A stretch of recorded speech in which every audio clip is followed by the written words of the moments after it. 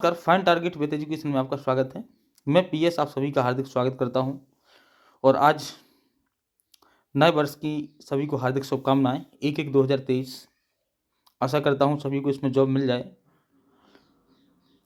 तो देखिए, cut off second counselling MP TET वर्ग 3 के सेकंड काउंसलिंग के कट ऑफ के बारे में बात करने वाले हैं और प्लस बेटिंग कितने तक क्लियर हो जाएगी, कितने सीरियल नंबर तक क्लियर हो जाएगी बेटिंग। अभी तक जो कट ऑफ के वीडियो अपलोड किए गए हैं उसमें आपको रैंक के अनुसार बताने की कोशिश की गई।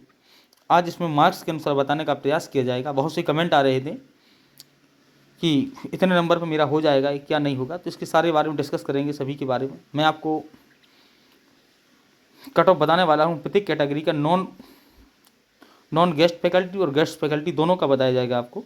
चलिए प्रारंभ करते हैं हम क्लास। चलिए देखिए, तो यहाँ पे देखिएगा, अनरिजर्व की बात करें हम, अनरिजर्व नॉन गेस्ट फैकल्टी की बात कर रहे हैं। पहले आगे आपको बेटिंग के बारे में बताया जाएगा। तो यहाँ पर मेल एम लिखा तो इसका मतलब मेल है, यहाँ पे एफ लिखा मतलब फीमेल है, जैसा कि सभी लोग जानते हैं।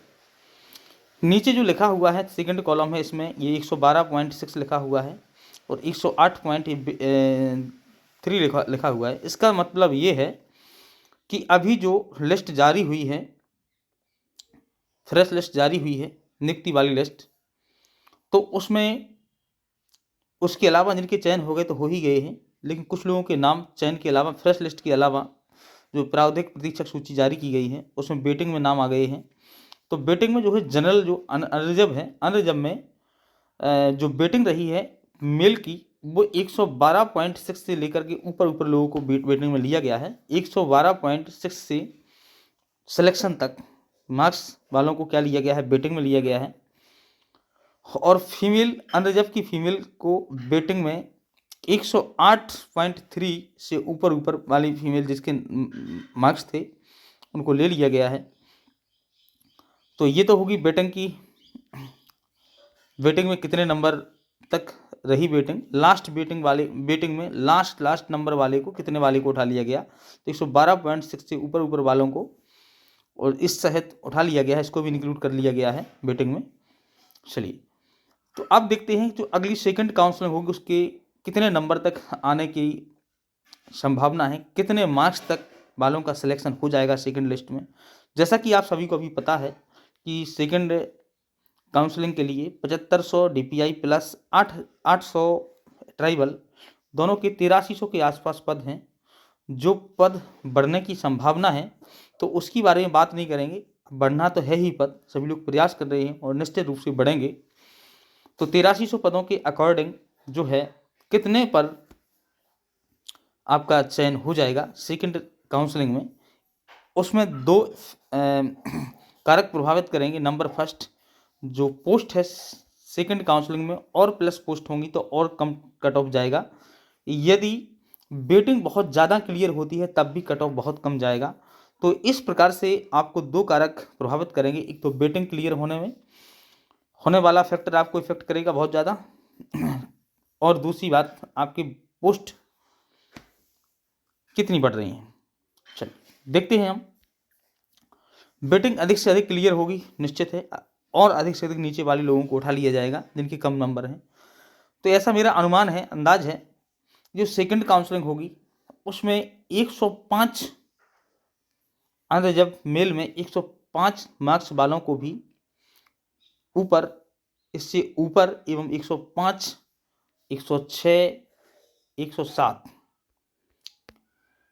जितने मार्क्स मेल में अनरिजर्व में, इतने लोगों के अगर मार्क्स हैं 105, 106, 107, मिनिमम न्यूनतम मार्क्स 105 से ऊपर वाले मेल को सेकंड काउंसलिंग में मेरा अनुमान है ऐसा कि उठा लिया जा सकता है और उनके सेकंड लिस्ट में नाम आने के पूरे चांस हैं। बाकी देखिए 100% कोई नहीं कह सकता, अगर कोई कहता है तो वो गलत है, क्योंकि कट ऑफ अनुमानता ही बताया जा सकता है, प्रयास किया जा रहा है, 100% तो नहीं कह सकते हैं। तो देखिए, वैसे मेल का अनरिजर्व में जिसके 105 से ऊपर हैं उनका सेकंड काउंसलिंग में होने के चांस बहुत ही ज़्यादा हैं। यहाँ तक कि मेरा अनुमान है कि उनका चयन होना चाहिए और सेकंड लिस्ट में उनका नाम आना चाहिए। अरे जब फीमेल में जिनके मार्क्स 103 से ऊपर या 103 हैं, यहाँ पर देखिए प्लस माइनस 2 मार्क्स, 1-2 मार्क्स हो सकते हैं, एक या 2 मार्क्स हो सकते हैं एग्जैक्ट, तो क्लियर नहीं हो सकता कि 103 ही हो जाएगा। तो एक अंक ऊपर या नीचे हो भी सकता है, थोड़ा 102 भी हो सकता है, यहाँ मेल में 104 भी हो सकता है, 106 भी हो सकता है, 107 भी हो सकता है, 103 भी हो सकता है, 104 भी हो सकता है, 102 भी हो सकता है, थोड़ा 1-2 मार्क्स का ऊपर नीचे हो भी सकता है। तो अंदर जब नॉन गेस्ट फैकल्टी में जो गेस्ट में नहीं है, तो फीमेल में मेरा ऐसा अनुमान है कि 103 वालों को भी उठा लिया जाएगा। इसका कारण क्या है? जैसा कि सभी को पता है कि ओबीसी की जो वेटिंग लिस्ट रही है वो अंडर जब की वेटिंग लिस्ट से नीचे है। वेटिंग लिस्ट से नीचे होने का कारण है कि ओबीसी वाले, ईडब्ल्यूएस वाले, एससी वाले, एसटी वाले, ये लोग जनरल फाइट नहीं कर सकते, तो उसमें अधिक से अधिक लोग अनरिजर्व वालों को सिलेक्ट किया जाएगा, उनको इनका बेनिफिट मिलने वाला है। चलिए आगे बात करें ओबीसी के। तो ओबीसी में देखिए जो अभी वेटिंग में नाम आया है, तो लास्ट 107.39 नंबर वाले वेटिंग में रहे हैं ओबीसी में मेल की, और फीमेल की वेटिंग जो रही है 104.73 वेटिंग रही हुई है। और इसमें इसके नीचे वाले नंबर वालों को वेटिंग में नहीं लिया गया है, इससे ऊपर वालों को लिया गया है, और इसके और भी अधिक नंबर हैं तो उनको सीधा फाइनल लिस्ट में ले लिया गया है। तो न्यूनतम की बात कर रहा हूँ कि 107.39 तक के लोगों को वेटिंग में ले लिया गया है। अभी वेटिंग की बात करूँगा कितने तक क्लियर होगी, थोड़ा वेट कीजिए। तो मेरा ऐसा अनुमान है कि ओबीसी में जिनके भी नंबर, जिन कैंडिडेट्स के नंबर 102 ऊपर हैं तो हो ही जाएगा। तो मिनिमम कम से कम जो है 102 या एक नंबर प्लस माइनस हो भी सकता है, 2 भी हो सकते हैं। तो 102 अनुमानतः 102 वालों का नाम आ जाना चाहिए सेकंड काउंसलिंग में, ठीक है। फीमेल में जिनके 99 नंबर तक हैं उनके भी नाम सेकंड काउंसलिंग में आ जाना चाहिए। और ऐसा तब होगा, मैंने आपको बता दिया है कि अधिक से अधिक लोग वेटिंग में जाएं, तब और बड़ा बेनिफिट मिलेगा आपको। और वेटिंग जितनी अधिक क्लियर होगी उतना ही ज़्यादा जो सेकंड काउंसलिंग के लिए आस लगाए हुए हैं, जिनके नाम नहीं आए हैं, उनको बहुत ज़्यादा फायदा मिलेगा। आगे देखते हैं, बात करें एससी की। तो एससी की अभी वेटिंग जो है 99.6 से लेकर के ये मेल की रही है। तो एससी में मेल की जो वेटिंग रही है वो 99.6 से ऊपर वाले इस सहित, यानी इसको भी लिया गया है, इनको भी लिया गया है 99.6 वालों को, 99.6 वालों को भी लिया गया वेटिंग में, इसके ऊपर वालों को वेटिंग में ले लिया गया है। और जो है फीमेल में जिनके 96.65 रहे हैं इनको भी वेटिंग में ले लिया गया है। तो मेरा अनुमान है कि सेकंड काउंसलिंग में जो एससी में जिनके 93 हैं उनका भी नाम आ जाना चाहिए। और जो है फीमेल में 90 नंबर तक भी नाम आ जाना चाहिए सेकंड सूची में, सेकंड लिस्ट में। इसके बाद बात करें हम ईडब्ल्यूएस की। तो ईडब्ल्यूएस में वेटिंग 108 पर रही है और इधर 106 पर रही है फीमेल की। और जो मेल का कट ऑफ है ईडब्ल्यूएस का वो 103 के आसपास हो जाना चाहिए, सेकंड लिस्ट में इनका नाम आ जाना चाहिए। और ईडब्ल्यूएस फीमेल में 101 के आसपास इनका नाम आ जाना चाहिए। तो ये तो हो गया आपका नॉन गेस्ट फैकल्टी का। अब बात करते हैं गेस्ट फैकल्टी में।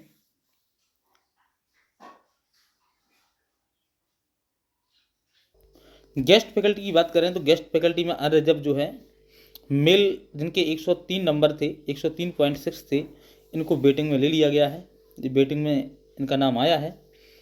और ऐसा अनुमान है कि जिनके गेस्ट फैकल्टी में है तो सेकंड काउंसलिंग में जो है उनकी 98 नंबर वालों का भी नाम आ सकता है, आने की पूरे चांस है। और जिनकी फीमेल में वेटिंग रही है वो अभी की वेटिंग रही है 99.36, और फीमेल का नाम जिसके 96 में गेस्ट फैकल्टी है तो उसके नाम, उनके नाम आने के पूरे चांस हैं।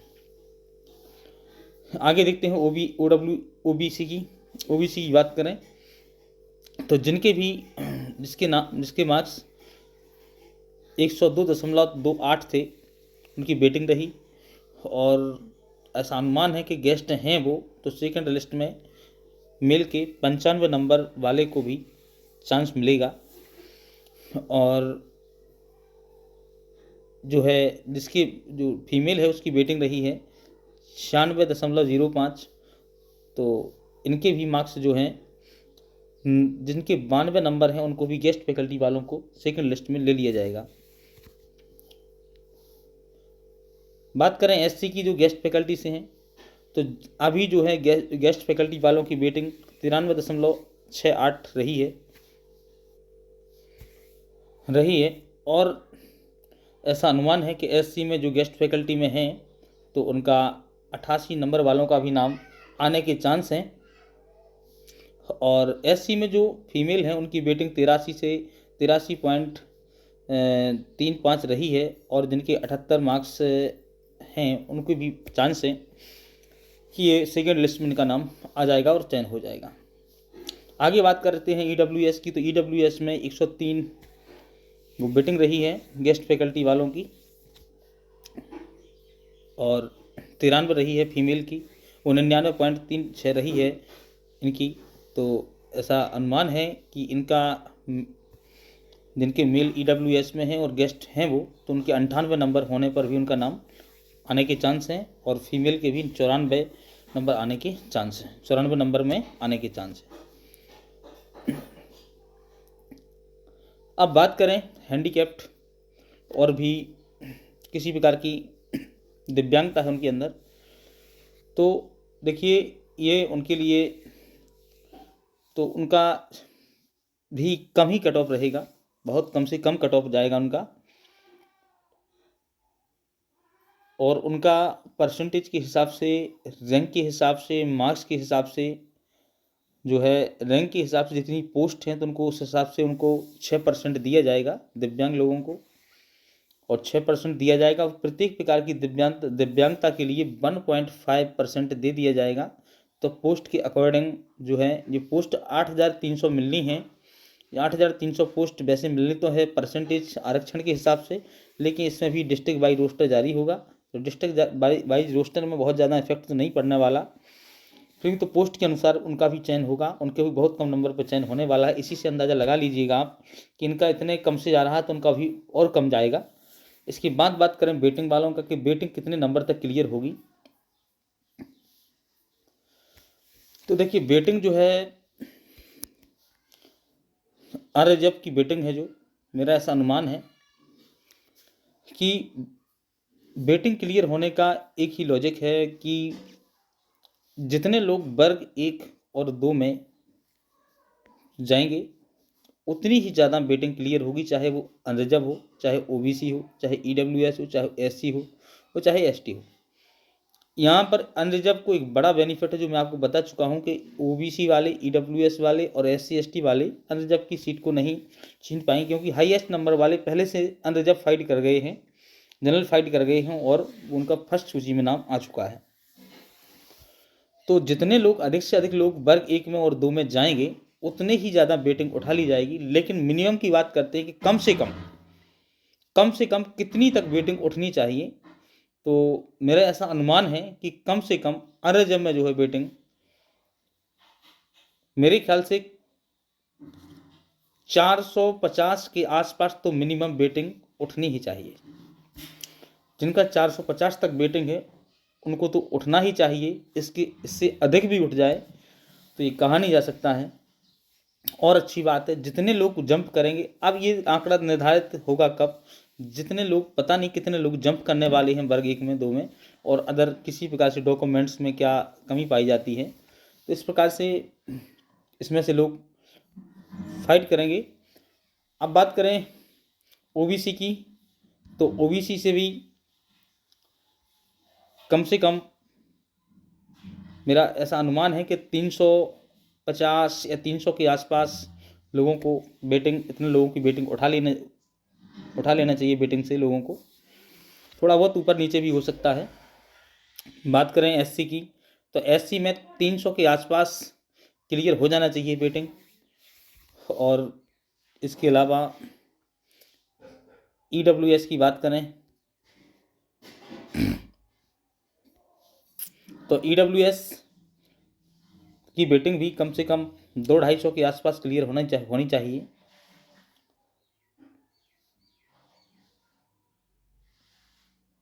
हाँ सॉरी जी, मैक्सिमम 200 तक या इससे भी थोड़ा बहुत ऊपर नीचे इनकी वेटिंग क्लियर होनी ही चाहिए। तो और बात करें यदि एसटी की, तो एसटी का कट ऑफ मैंने क्यों नहीं बताया आपको। वैसे तो एसटी के भाई बहन सभी लोग चयनित हो ही गए होंगे, फिर भी जो किसी कारणवश रुक गए हैं वो चिंता ना करें, उनका चयन तो होना ही होना है। पोस्ट से भी कम, जितनी उनको पोस्ट देंगे तो उनसे कम ही लोग क्वालिफाइड हुए तो उनको जॉब सुनिश्चित है। और निश्चित है कुछ लोगों का क्वेश्चन है कि क्या सर 8300 में एसटी वालों को पोस्ट मिलेगी या नहीं मिलेगी, तो उनको कन्फर्म मिलेगी, उनको आरक्षण के हिसाब से मिलेगी। अगला क्वेश्चन है कि सर इनको बहुत ज़्यादा मिलेगी क्या, नहीं, वो बैकलॉग के पद थे इसलिए उनको ज़्यादा मिलेगी थी, इसमें बैकलॉग के पद नहीं है, तो डिस्ट्रिक्ट बाई रोस्टर के हिसाब से उनको मिलने वाली हैं। तो ये जो कट ऑफ बताया गया है अपने हिसाब से मैंने बता दिया है, जो मेरा लॉजिक लगा, जो मेरा गैस रहा मैंने बता दिया। थोड़ा ऊपर नीचे हो भी सकता है, देखिए एग्जैक्ट कोई कंफर्म बताने में थोड़ी बड़ी समस्या है, कोई नहीं बता सकता है। और मेरा किसी को इरादा नहीं है किसी के दिल को ठेस पहुँचे, अगर किसी कारण से पहुँचती है तो उसके लिए मैं माफ़ी चाहता हूँ जी। इसी प्रकार की अपडेट पाने के लिए बने रहिए हमारे साथ। जय हिंद और पॉजिटिव रहिए जी। मैं एक चीज़ भूल गया हूँ, 51,000 का मुद्दा हम सभी लोगों की उम्मीदें हैं कि 51,000 होकर के ही रहेंगे। सभी लोगों का प्रयास है, आप लोग भी प्रयास कीजिए, 51,000 की लड़ाई लड़ते रहेंगे और ये होकर के ही रहेंगी। जिनके नंबर बहुत और भी कम हैं तो उनका भी चांस होगा पोस्ट बढ़ने पर। वो लोग उदास ना हो, निराश ना हो, समय का कोई ठिकाना नहीं, क्या हो जाए, गवर्नमेंट का काम है, बहुत ज़्यादा वैकेंसी हो सकता है 51,000 की लड़ाई लड़े 52,000 हो जाए टोटल। तो चिंता मत कीजिए, आप लोग पॉजिटिव रहिए, विश्वास रखिए, निश्चित रूप से सभी का चयन होगा, सिलेक्शन होगा। जय हिंद।